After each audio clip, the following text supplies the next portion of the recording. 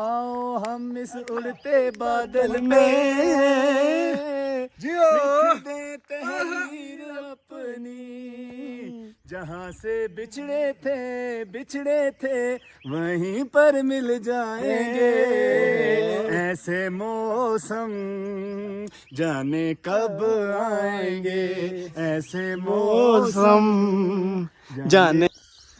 देखो ना नेचुरल कुदरती सामने देखो किधर वो ये बदल वैंदे पैन ये बिल्कुल सारे बिल्कुल पास है बदल ते नेचुरल ब्यूटी सिर्फ परिंदे की आवाज़ आनी पे ते देखो जी शूटिंग हो रही है भाई होरें दी बदल सारे सामने देखो ये बदल दिखाओ बदल ये सामने ये देखो जी ये बदल जा रहे हैं। Hello hello hi how are you आप इतने खान ये देखो जी ये जी ठंडा नहीं वाकई ये ठंडी जगह है। ये देखो जी बहुत प्यारा व्यू आ रही है बदल देखो बदल नजर ही कुछ नहीं आ रही कोई चीज ये हालांकि तले आबादी काफी सारी ना लेकिन आबादी नजर नहीं आती पिसानू सिर्फ बदल ही बदल नजर आते पैन ते सिर्फ ये वडे वडे दरख्त हैं जी। हाँ जी हाउ आर यू चलो ये देखो ये हाय हाय हाय देखो ना ये रोड से पुरसकून और इतने बहु ही घट टूरिस्ट आते हैं क्योंकि ये लोगों को इतना नहीं आती इतने बहुत ज़्यादा सैर तो थी वेंदी है तो इस पारू ना ये नेचर दे कोल एक करीब जगह बहुत ज़बरदस्त माशाल्लाह। ठीक है जी हेलो भाईजान क्या आखना पसंद के सो इन जगह देते आके दिसा आओ हम इस उड़ते बादल में लिख दे तहरीर अपनी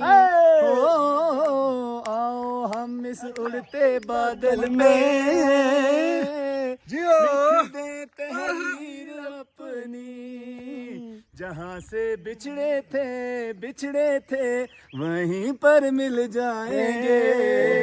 ऐसे मौसम जाने कब आएंगे, ऐसे मौसम जाने कब आएंगे।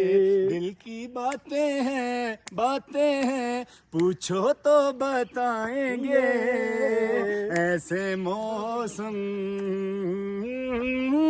जाने कब आएंगे, ऐसे मौसम जाने कब आएंगे। दिल की बातें हैं। ये हमारा सिंगर माशाल्लाह बहुत जबरदस्त बहुत ही खूबसूरत आवाज। और एक और चौधरी साहब एक और गाना हमारी फरमाइश पे देखो जी ये हाय हाय हाय इतनी हाइट देते इतनी ज्यादा वीडियो शूट करन दो अल्लाह ना करे तू बंदा ढाई वजे ना ते सीधा ही जन्नत है जी। वो बिल्कुल ही सीधा है कफन दफन इंतजाम लेकिन ये अगर ये थे अगर जैसे आसो अगर इतना बदल मौजूद हो से ना बोला तुम्हारे समय तो आपको थकावट तो दूर थी वैसे वाल तो आपको बहुत ही खूबसूरत बड़ा मजा आसी। लेकिन अगर तुम्हारी किस्मत बदल ना होए वला जी वाल से सानू बहुत ज्यादा थोड़ा जा मायूसी का सामना करना पोसी क्योंकि बगैर बदला जी